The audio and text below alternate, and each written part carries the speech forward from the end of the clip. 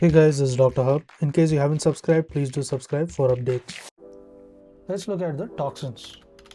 Toxins that are coded, and this is by the phage. Toxins coded by the phage DNA.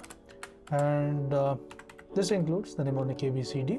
So what is A? A stands for the group A streptococci, the streptococcal pyogenes, and the pyrogenic.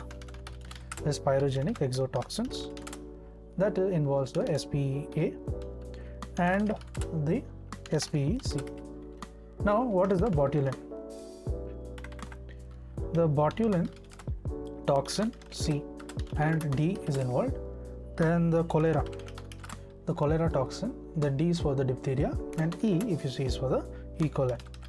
E. coli as well as the verocytotoxin, that's a Shiga-like toxin. To learn and grow daily like this, please do subscribe.